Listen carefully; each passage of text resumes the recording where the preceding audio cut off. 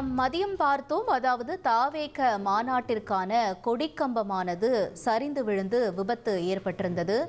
இந்த நிலையில இந்த விபத்து தொடர்பாக நீதிபதியிடம் முறையீடு செய்யப்பட்டிருக்கிறதா தகவல் வெளியாக இருக்கிறது. முக்கிய செய்தியாக பார்த்து கொண்டிருக்கிறோம். விவரங்களோடு இணைஞ்சிருக்காரு செய்தியாளர் மாரிச்சாமி. மாரிச்சாமி, வணக்கம். இந்த முறையீடு தொடர்பான விவரம் என்ன? மதுரை மாநகரில் அனுமதி பெறாமல் உள்ள பிளக்ஸ் பேனர்கள், கொடிக்கம்பங்களை அகற்றி 1 மணி நேரத்தில் அறிக்கை தாக்கல் செய்ய வேண்டும் என உயர்நீதிமன்ற மதுரை அமர்வில் உத்தரவு பிறப்பிக்கப்பட்டது. அந்த உத்தரவின் மீதான விசாரணை மீண்டும் நீதிபதிகள் முன்னிலையில் விசாரணைக்கு வந்த பொழுது தாவேகா மாநாட்டில் கூட 100 அடி கொடிக்கம்பம் விழுந்து விபத்து ஏற்பட்டது. அதில் ஏதும் உயிர் சேதங்கள் எதுவும் ஏற்படவில்லை. ஒரு கார் முழுவதுமாக சேதமடைந்திருக்கிறது என்ற தகவலை வழக்கறிஞர்கள் நீதிபதிகளிடம் முறையீடு செய்தார்கள். மெட்ராஸ் உயர் நீதிமன்ற மதுரை அமர்வின் நீதிபதிகள் எஸ். எம். சுப்பிரமணியன், அருள்முருகன் ஆகியோர் கொண்ட அமர்வில் இந்த முறையீடானது செய்யப்பட்டது. அதற்கு நாங்கள் கூட மதுரை விமான நிலையத்திலிருந்து வந்து கொண்டிருந்த பொழுது மதுரை ரிங் ரோடு பகுதியில் சட்டவிரோதமாக அனுமதி பெறாமல் வைக்கப்பட்டுள்ள பதாதைகள், பேனர்கள் இருப்பதை பார்த்தோம். மிகவும் அதிர்ச்சியாக இருக்கிறது. ஏனென்றால் கொடிக்கம்பங்கள் அகற்றுவதற்கு தமிழ்நாடு முழுவதிலும் உள்ள அந்த அரசியல் கட்சிகளின் கொடிக்கம்பங்களை அகற்றுவதற்கு உத்தரவு பிறப்பிக்கப்பட்டிருக்கிறது. இந்த வேளையில் அதுவும் காற்று காலமாக இருக்கிறது. காற்று அதிகமாக வீசிக்கொண்டிருக்கிறது. இப்படிப்பட்ட வேளையில் ரிங் ரோடு பகுதியில் சட்டவிரோதமாக அனுமதி பெறாமல் இந்த பதாதைகள் எல்லாம் வைக்கப்பட்டிருக்கிறது என நீதிபதிகள் அதிர்ச்சி தகவலை வெளிப்படுத்தினார்கள். அதுபோக தற்போது காற்று அதிகமாகவும் வீசுகிறது. இந்த சூழ்நிலையில் ஏதாவது அசம்பாவிதம் நடந்தால் என்ன செய்வது என தங்களது கேள்விகளையும் முன்வைத்தார்கள்.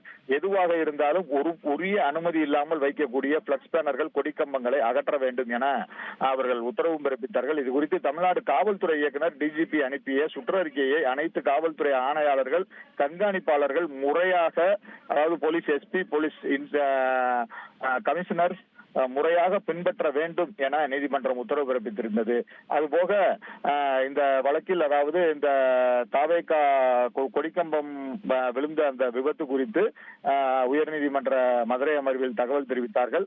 அந்த தகவல் தெரிவித்ததற்கும் அவர்கள் எதுவாக இருந்தாலும், எந்த இதாக இருந்தாலும் கொடிக்கம்பங்கள் முறையாக அகற்றப்பட வேண்டும் என கூறியதை அடுத்து தமிழ்நாடு அரசு தரப்பில் அரசு வழக்கறிஞர், அதாவது இந்த 1 மணி நேரத்தில் கொடிக்கம்பங்கள், பிளக்ஸ் பேனர்களை அகற்ற வேண்டும் என கூறியிருக்கிறீர்கள். ஆனால் தமிழ்நாடு அரசு தரப்பில், அரசு சார்பில் அதிகாரிகள், காவல்துறையினர், அதாவது கட்சி சார்பான கொடிக்கம்பங்கள் மற்றும் பதாதைகளை, பிளக்ஸ் பேனர்களை அகற்றும் முயற்சியில் மிக தீவிரமாக ஈடுபட்டு வருகிறார்கள் என கூறியதை தொடர்ந்து நீதிபதிகள் விரைவாக அந்த பணியை முடிக்க வேண்டும் என உத்தரவு பிறப்பித்திருக்கிறார்கள். இப்ப இந்த நிலையில தொடர்ந்து அந்த கொடிக்கம்பம் விழுந்த பகுதியினுடைய நிலை என்னவாக இருக்கிறது மாரிச்சாமி? அதை பற்றிய தகவல்களையும் தெரிஞ்சுக்கலாமா? அதாவது அந்த கொடிக்கம்பம் விழுந்த பகுதியில் மீண்டும் அந்த கட்சியினர், அதாவது தமிழக வெற்றிக் கழகத்தை சேர்ந்த முக்கிய நிர்வாகிகள் அந்த இடத்தை பார்வையிட்டார்கள். மீண்டும் அந்த இடத்தில் கொடிக்கம்பம் நிறுவுவது குறித்து அது குறித்த அந்த கொடிக்கம்பம் வைப்பதற்காக ஒப்பந்தம் அளிக்கப்பட்டுள்ள ஒப்பந்ததாரர்களும் பார்வையிட்டு சென்றிருக்கிறார்கள்.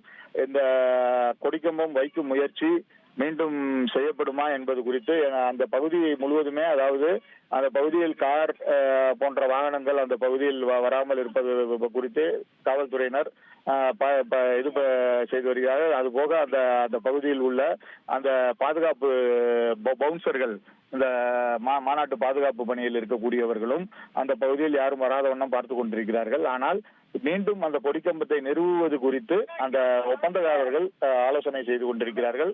கட்சி நிர்வாகிகளும் ஆய்வு செய்து வருகிறார்கள் அந்த பகுதியை. தகவல்களுக்கு நன்றி மாரிச்சாமி. உங்கள் தந்திவன் தொலைக்காட்சியில் தாமரை தினமும் மதியம் 1 மணிக்கு காண தவறாதீர்கள்.